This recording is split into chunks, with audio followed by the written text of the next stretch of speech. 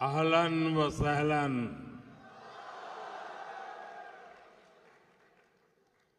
ये युवा जोश, आपकी एनर्जी, यहां का पूरा एटमॉस्फेयर चार्ज हो गया है।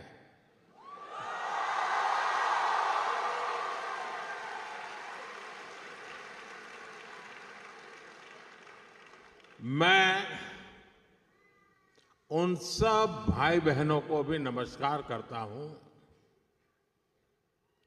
जो जगह की कमी के कारण इस हॉल में नहीं है और पास के हॉल में वो स्क्रीन पर ये प्रोग्राम लाइव देख रहे हैं।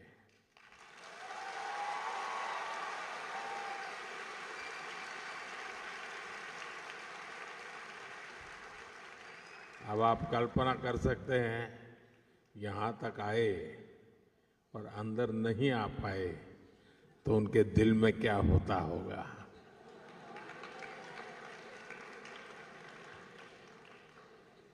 साथियों, मैं मेरे सामने एक मिनी इंडिया देख रहा हूं।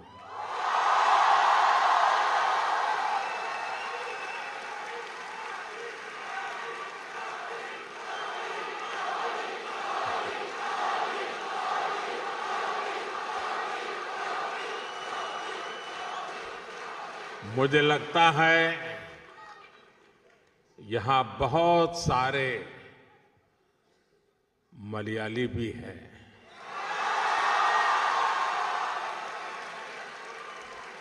सुखमाणो,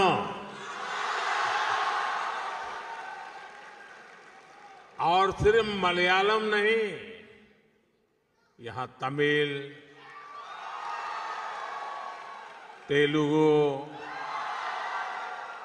कन्नड़ा और गुजराती बोलने वाले बहुत सारे लोग हैं। नलमा, वागुन्नारा, चेन्ना गिद्दीरा, केम छो? साथियों, आज हम एक फैमिली की तरह इकट्ठे हुए हैं। आज हम अपने देश को, अपनी टीम इंडिया को सेलिब्रेट कर रहे हैं। साथियों, भारत में हमारी डायवर्सिटी, हमारी संस्कृति का मजबूत आधार है। हमारे लिए हर दिन एक नया रंग लेकर के आता है। हर मौसम एक नया उत्सव बन जाता है। हर परंपरा एक नई सोच के साथ आती है। और यही कारण है कि हम भारतीय कहीं भी जाए, कहीं भी रहे, हम डायवर्सिटी का सम्मान करते हैं।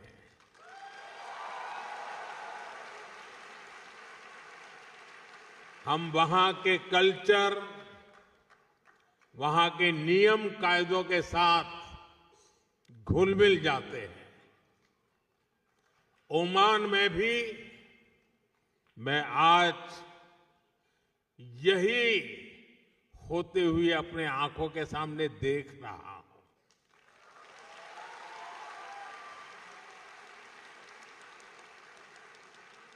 ये भारत का डायस्पोरा को एग्जिस्टेंस का, कोऑपरेशन का एक लिविंग एग्जाम्पल बना हुआ है। साथियों,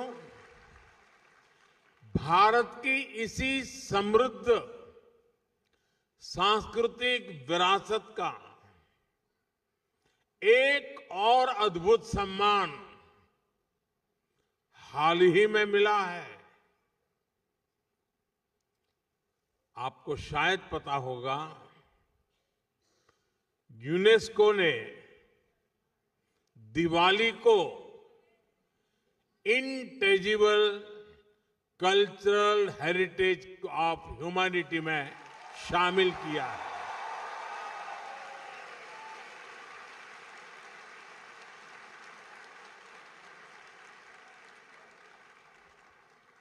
अब दिवाली का दिया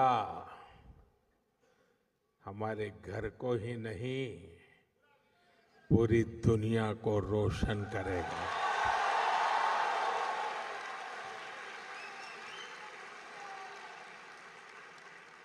यह दुनिया भर में बसे प्रत्येक भारतीय के लिए गर्व का विषय है। दिवाली की यह वैश्विक पहचान हमारी उस रोशनी की मान्यता है जो आशा, सद्भाव और मानवता के संदेश को, उस प्रकाश को फैलाती है। साथियों, आज हम सब यहां भारत ओमान मैत्री पर्व भी मना रहे हैं।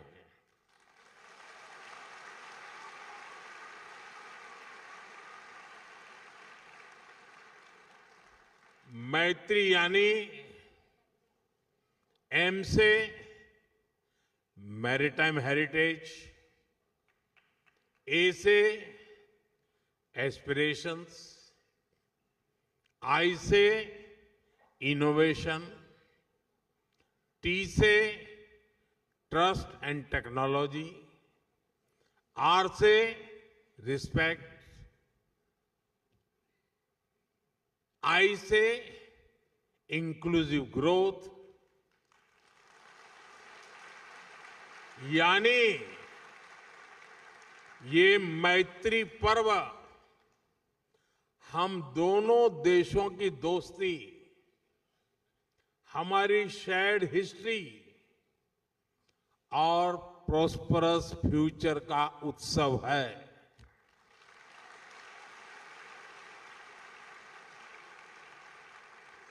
भारत और ओमान के बीच शताब्दियों से एक आत्मीय और जीवंत नाता रहा है। इंडियन ओशन की मॉनसून विंड्स ने दोनों देशों के बीच ट्रेड को दिशा दी है। हमारे पूर्वज लोथल, मांडवी और ताम्रालिप्ति जैसे पोर्ट से लकड़ी की नाव लेकर मस्कट, सूर और सलाला तक आते थे।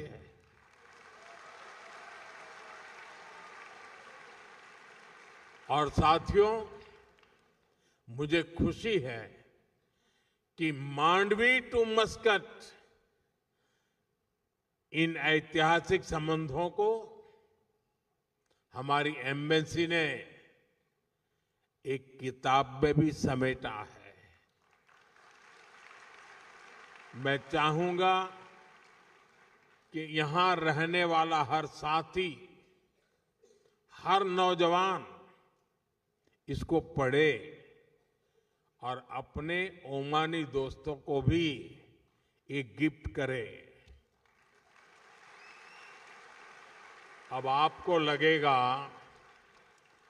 कि स्कूल में भी मास्टर जी होमवर्क देते हैं और इधर मोदी जी ने भी आप करके होमवर्क दे दिया।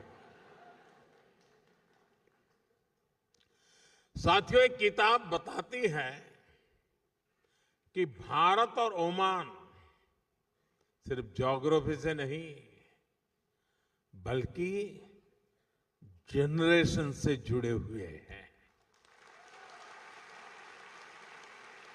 और आप सभी सैकड़ों वर्षों के इन संबंधों के सबसे बड़े कस्टोडियन हैं।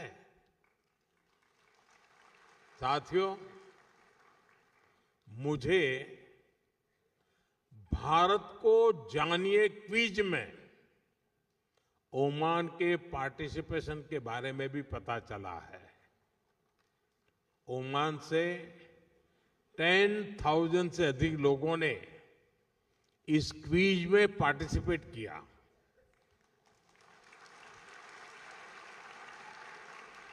ओमान ग्लोबली 4th पोजीशन पर रहा है।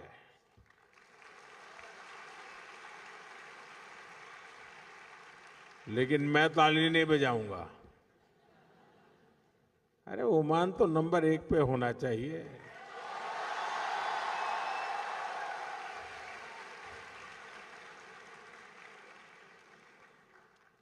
मैं चाहूंगा कि ओमान की भागीदारी और अधिक बढ़े, ज्यादा से ज्यादा संख्या में लोग जुड़े। भारतीय बच्चे तो इसमें भाग जरूर लें। आप ओमान के अपने दोस्तों को भी इस क्विज का हिस्सा बनने के लिए मोटिवेट करें। करेंगे? दम नहीं है आपकी आवाज में। जरा हाथ ऊपर करके बताइए, करेंगे? हर एक के हाथ ऊपर नहीं हुए। साथियों, भारत और ओमान के बीच जो रिश्ता ट्रेड से शुरू हुआ था, आज उसको एजुकेशन सशक्त कर रही है। मुझे बताया गया है कि यहां के भारतीय स्कूलों में करीब 46,000 स्टूडेंट्स पढ़ाई कर रहे हैं। इसमें ओमान में रहने वाले अन्य समुदायों को भी हजारों बच्चे शामिल हैं। ओमान में भारतीय शिक्षा के 50 वर्ष पूरे हो रहे हैं। ये हम दोनों देशों के संबंधों का एक बहुत बड़ा पड़ाव है। साथियों, भारतीय स्कूलों की ये सफलता his majesty the late sultan Qaboos के प्रयासों के बिना संभव नहीं था।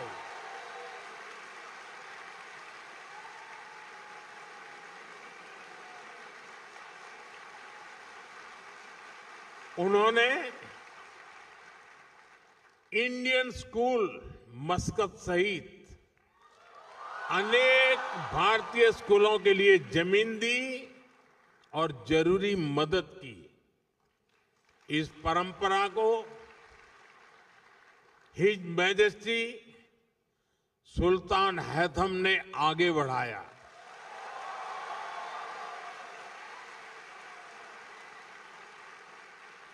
वे जिस प्रकार यहां भारतीयों का सहयोग करते हैं, संरक्षण देते हैं, इसके लिए मैं उनका विशेष तौर पर आभार व्यक्त करता हूं।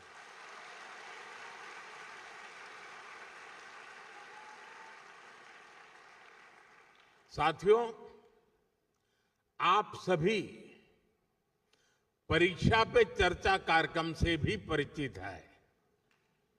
यहां ओमान से काफी सारे बच्चे भी इस प्रोग्राम से जुड़ते हैं। मुझे यकीन है कि यह चर्चा आपके काम आती होगी। पेरेंट्स हो या स्टूडेंट्स, सभी को स्ट्रेस फ्री तरीके से एग्जाम देने में हमारी बातचीत बहुत मदद करती है। साथियों, ओमान में रहने वाले भारतीय अक्सर भारत आते जाते रहते हैं। आप भारत की हर घटना से अपडेट रहते हैं। सिर्फ फिल्में नहीं, मूवी नहीं,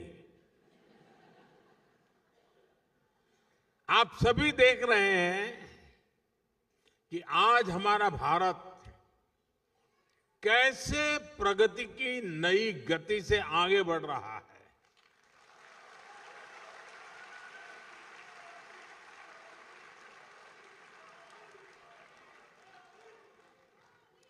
भारत की गति हमारे इरादों में दिख रही है, हमारी परफॉर्मेंस में नजर आती है।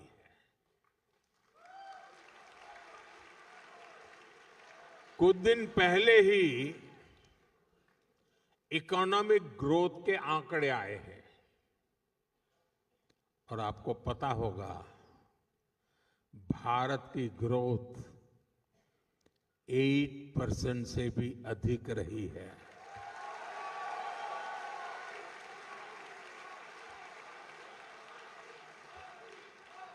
यानी भारत लगातार दुनिया की फास्टेस्ट ग्रोइंग मेजर इकोनॉमी बना हुआ है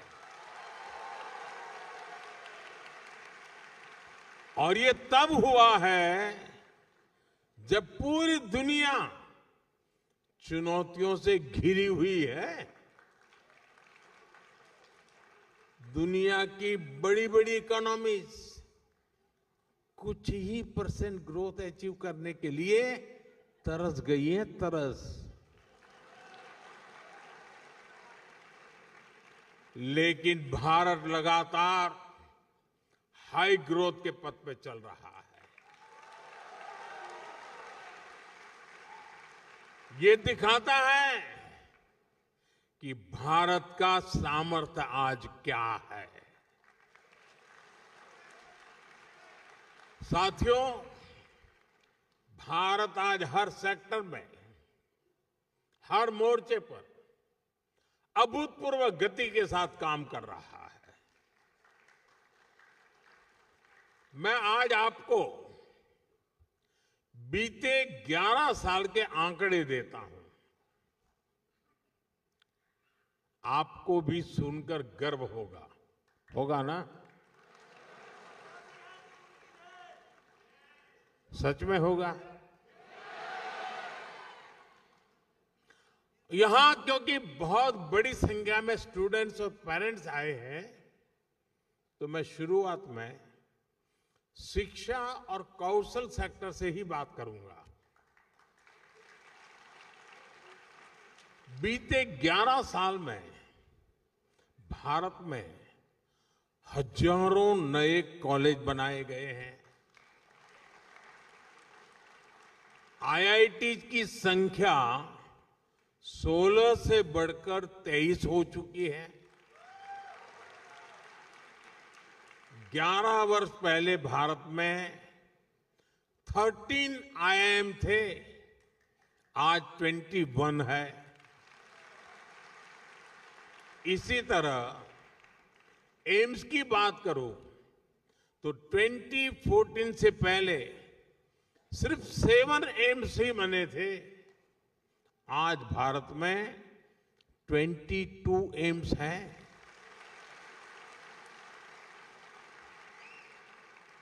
मेडिकल कॉलेज 400 से भी कम थे, आज भारत में करीब 800 मेडिकल कॉलेज है। साथियों, आज हम विकसित भारत के लिए अपने एजुकेशन और स्किल इकोसिस्टम को तैयार कर रहे हैं। न्यू एजुकेशन पॉलिसी इसमें बहुत बड़ी भूमिका निभा रही है। इस पॉलिसी के मॉडल के रूप में 14,000 से अधिक 14,000 से ज्यादा पीएम श्री स्कूल भी खोले जा रहे हैं। साथियों, जब स्कूल बढ़ते हैं, कॉलेज बढ़ते हैं, यूनिवर्सिटीज बढ़ती हैं, तो सिर्फ इमारतें नहीं बनती, देश का भविष्य मजबूत होता है।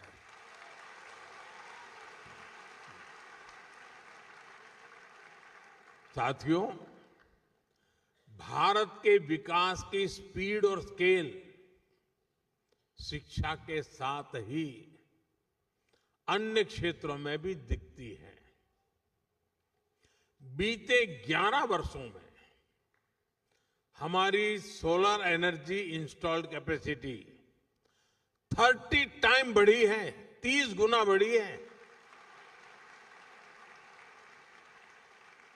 सोलर मॉड्यूल मैन्युफैक्चरिंग 10 गुना बढ़ी है, 10 टाइम। यानी भारत आज ग्रीन ग्रोथ की तरफ तेजी से कदम आगे बढ़ा रहा है। आज भारत दुनिया का सबसे बड़ा फिनटेक इकोसिस्टम है। दुनिया का दूसरा सबसे बड़ा स्टील प्रोड्यूसर है। दूसरा सबसे बड़ा मोबाइल मैन्युफैक्चरर है। अब आपके जेब में मोबाइल होगा तो लिखा होगा मेड इन इंडिया।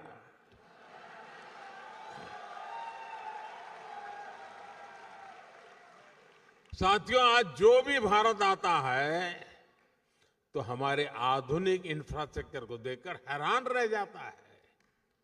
ये इसलिए संभव हो पा रहा है क्योंकि बीते 11 वर्षों में हमने इंफ्रास्ट्रक्चर पर 5 गुना अधिक निवेश किया है, 5 टाइम मोर। एयरपोर्ट्स की संख्या डबल हो गई है। आज हर रोज पहले की तुलना में डबल स्पीड से हाईवे बन रहे हैं। तेज गति से रेल लाइन बिछ रही है। रेलवे का इलेक्ट्रिफिकेशन हो रहा है। साथियों, ये आंकड़े सिर्फ उपलब्धियों के ही नहीं हैं, ये विकसित भारत के संकल्प तक पहुंचाने वाली सीढ़ियां हैं।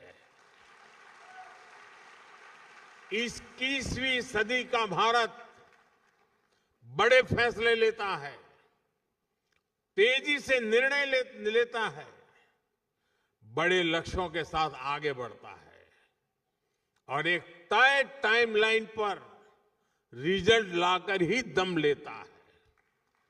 साथियों, मैं आपको गर्व की एक और बात बताता हूं। आज भारत दुनिया का सबसे बड़ा डिजिटल पब्लिक इंफ्रास्ट्रक्चर बना रहा है।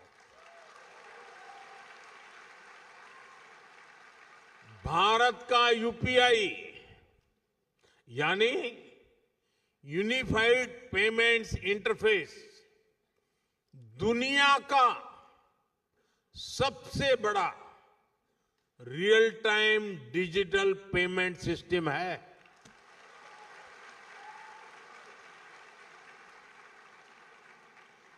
आपको ये बताने के लिए कि इस पेमेंट सिस्टम का स्केल क्या है, मैं एक छोटा सा एग्जांपल देता हूं। मुझे यहां आकर के करीब 30 मिनट हुए हैं, 30 मिनट्स हुए हैं। इन 30 मिनट में भारत में यूपीआई से, मैं इन 30 मिनट की बात करता हूं, इन 30 मिनट में भारत में यूपीआई से 14 million real time digital payments हुए हैं।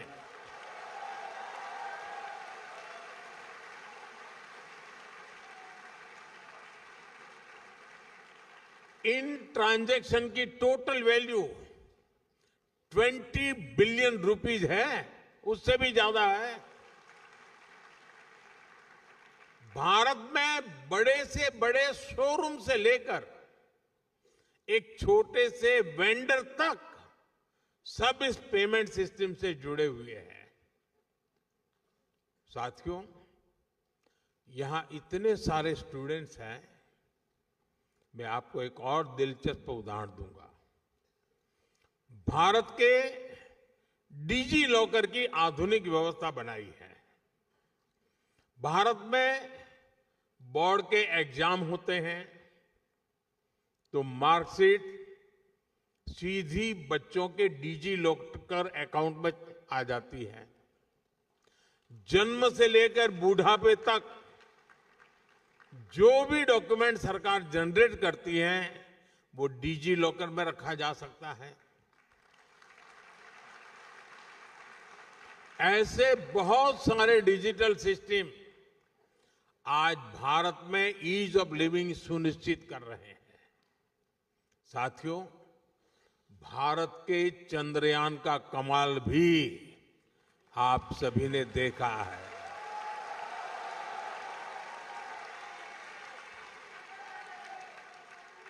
भारत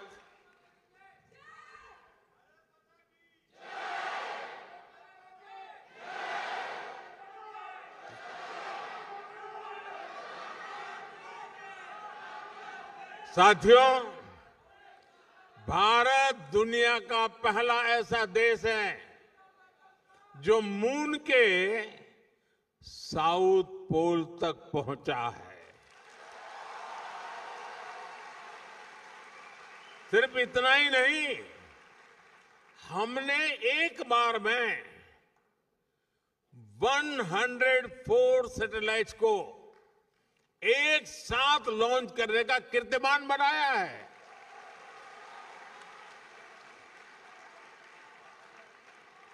अब भारत अपने गगनयान से पहला ह्यूमन स्पेस मिशन भी भेजने जा रहा है और वो समय भी दूर नहीं जब अंतरिक्ष में भारत का अपना खुद का स्पेस स्टेशन भी होगा।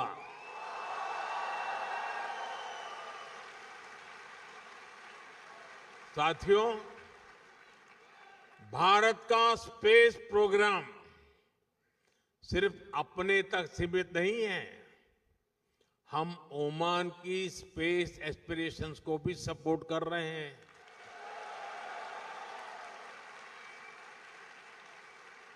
6-7 साल पहले हमने स्पेस कोऑपरेशन को लेकर समझौता किया था। मुझे बताते हुए खुशी है कि इसरो ने इंडिया ओमान स्पेस पोर्टल विकसित किया है। अब हमारा प्रयास है कि ओमान के युवाओं को भी इस स्पेस पार्टनरशिप का लाभ मिले। मैं यहां बैठे स्टूडेंट्स को एक और जानकारी दूंगा। इसरो युविका युविका नाम से एक स्पेशल प्रोग्राम चलाता है। इसमें भारत के हजारों स्टूडेंट्स स्पेस साइंस से जुड़े हैं। अब हमारा प्रयास है इस प्रोग्राम में ओमानी स्टूडेंट्स को भी मौका मिले।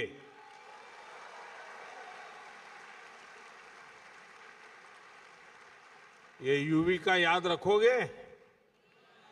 युविका याद रखोगे? तो फिर जुड़ जाओ।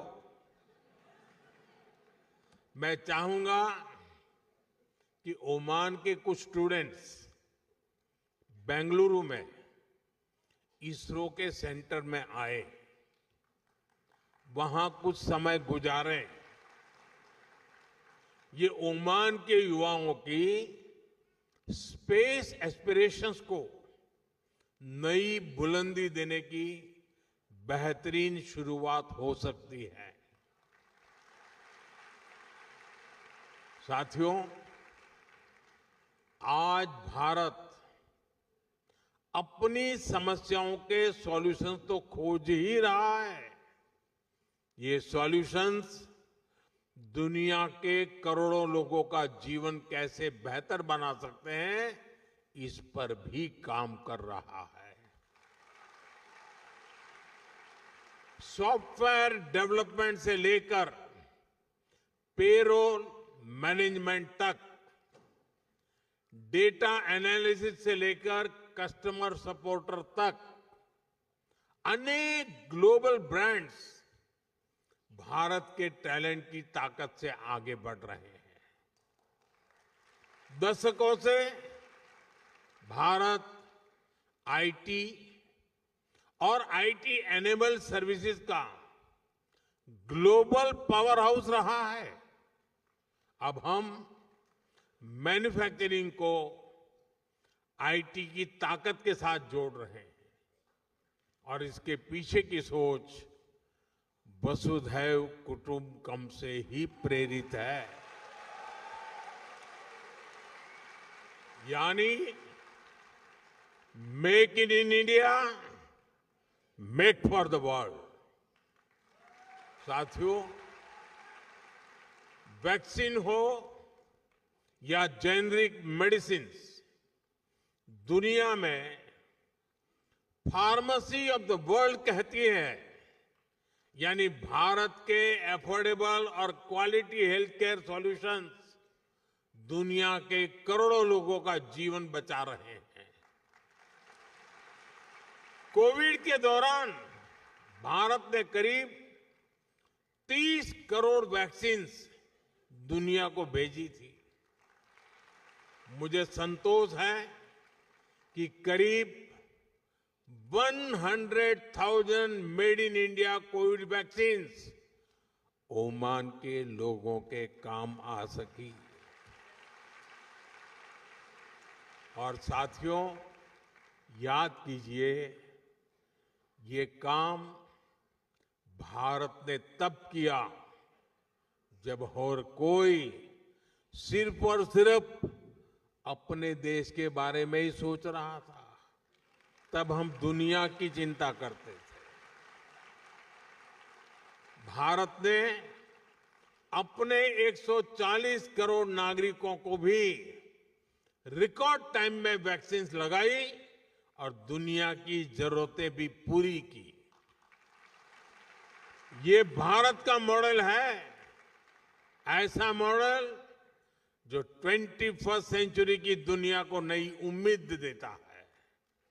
इसलिए आज जब Bharat made in India chief बना रहा है, एआई, क्वांटम कंप्यूटिंग और ग्रीन हाइड्रोजन को लेकर मिशन मोड पर काम कर रहा है, तब दुनिया के अन्य देशों में भी उम्मीद जगती है कि भारत की सफलता से उन्हें भी सहयोग मिलेगा।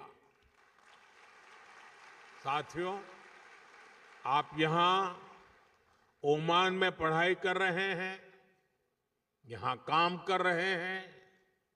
आने वाले समय में आप ओमान के विकास में, भारत के विकास में बहुत बड़ी भूमिका निभाएंगे। आप दुनिया को लीडरशिप देने वाली पीढ़ी है। ओमान में रहने वाले भारतीयों को असुविधा न हो, इसके लिए यहां की सरकार हर संभव सहयोग दे रहती है। भारत सरकार भी आपकी सुविधा का पूरा ध्यान रख रही है। पूरे ओमान में 11 काउंसलर सर्विस सेंटर्स खोले हैं। साथियों, बीते दशक में जितने भी वैश्विक संकट आए हैं, उनमें हमारी सरकार ने तेजी से भारतीयों की मदद की है। दुनिया में जहां भी भारतीय रहते हैं, हमारी सरकार कदम कदम पर उनके साथ है। इसके लिए Indian community welfare fund, mother portal और प्रवासी भारतीय बीमा योजना जैसे प्रयास किए गए हैं। साथियों, भारत के लिए ये पूरा क्षेत्र बहुत ही स्पेशल है और ओमान हमारे लिए और भी विशेष है। मुझे खुशी है कि भारत ओमान का रिश्ता अब skill development, digital learning, student exchange और एंटरप्रेन्योरशिप तक पहुंच रहा है। मुझे विश्वास है आपके बीच से ऐसे यंग इनोवेटर्स निकलेंगे जो आने वाले वर्षों में इंडिया ओमान रिलेशनशिप को नई ऊंचाई पर ले जाएंगे। अब यहां भारतीय स्कूलों ने अपने 50 साल सेलिब्रेट किए हैं। अब हमें अगले 50 साल के लक्ष्यों के साथ आगे बढ़ना है। इसलिए मैं हर यूथ से कहना चाहूंगा, dream big, learn deeply, innovate boldly.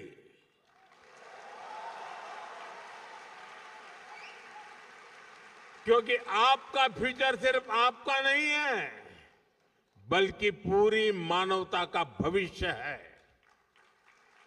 आप सभी को एक बार फिर उज्जवल भविष्य की बहुत बहुत शुभकामनाएं।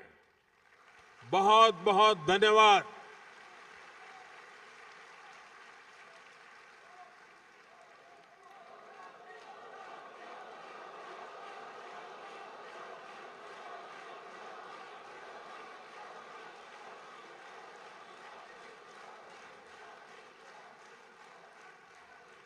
Thank you.